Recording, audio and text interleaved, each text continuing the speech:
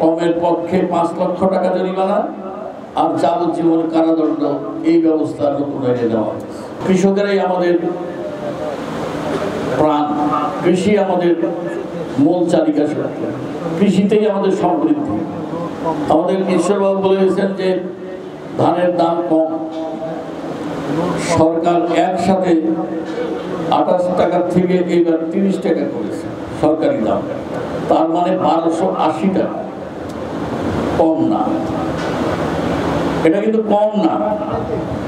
এখন যদি আপনি বাড়িতে বসে থাকে যে ধান পাইতাম 10 মণ, পাইছি 35 মণ, বাড়িতে বসে থেকে 800 টাকা দিয়ে বেশি না কেন, তো অসুবিধা কি?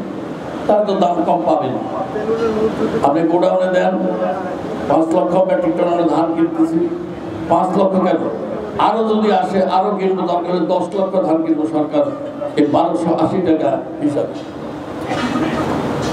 প্রতি কেজি 30 টাকা। আমি আর সময় নষ্ট করতে চাই না, আমি আপনাদেরকে অনুরোধ করব আমরা প্রযুক্তিকে সাথে নিয়ে এবং আমাদের উচ্চ ফলনশীল ধানকে আমরা লাগাবো। এবং মিনিগেট বলে কোনো ধান নাই, মিনিগেট বলে বাজারে কোনো চাউল নাই। আমরা সে বস্তার গায়ে পরিষ্কার জাতের নাম মিলালারা এখন লিখে দিচ্ছে, 28, 29, কাটারি, সম্পা কাটারি ইত্যাদি। মিনিগেট বলে যে চাউলের বস্তা লিখবে তার বিরুদ্ধে নতুন আইনে কমের পক্ষে 5 লক্ষ টাকা জরিমানা আর যাবজ্জীবন কারাদণ্ড এই ব্যবস্থা নতুন এনে দেওয়া। 17 কোটি পার হয়ে গেছে, তা কিন্তু খাদ্যের অভাব হয় না,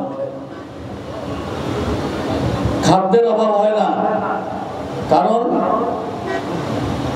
ধান হচ্ছে, ধানের পর সরষা হচ্ছে, সরষার পরে আবার বড় হচ্ছে, বড়োর পরে মাঝে আবার কেউ আউশও লাগাইতেছে।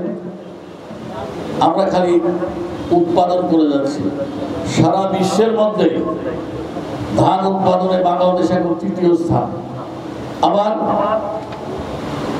চাউল খরচও আবার 3য় স্থান, চাউল খায়ও আবার যত 3য় স্থান।